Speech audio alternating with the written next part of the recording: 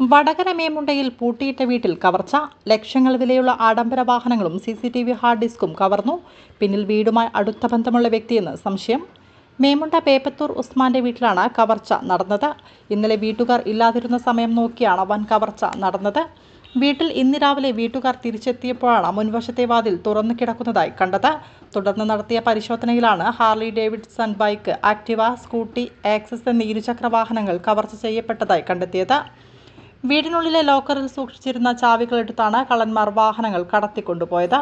വീട്ടിലുണ്ടായിരുന്ന Skoda car കൊണ്ടുപോകാൻ ശ്രമിച്ചെങ്കിലും battery down ആയതിനാൽ ഉപേക്ഷിച്ച നിലയിലാണ്. ഈ കാറിന്റെ ചാവിയും സംഭവ സ്ഥലത്ത് നിന്ന് കണ്ടെത്തിയിട്ടുണ്ട്. വീട് അപ്പോൾ ഇന്ന് രാവിലെ വന്ന് നോക്കുമാണ് ഇവിടെ ഡോറ് തുറന്നിട്ട് കണ്ടത്.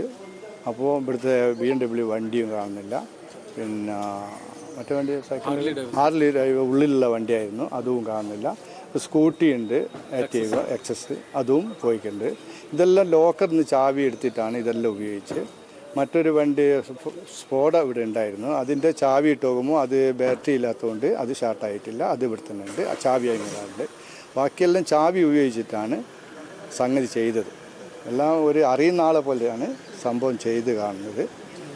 ഗേറ്റ് റിമോട്ടാണ്, ആ ഗേറ്റും തുറന്നിട്ട് അതും റിമോട്ടിൽ കൂടി തന്നെ തുറക്കാൻ പറ്റും, ആ റിമോട്ടിൽ കൂടിയാണ് തുറന്നത്.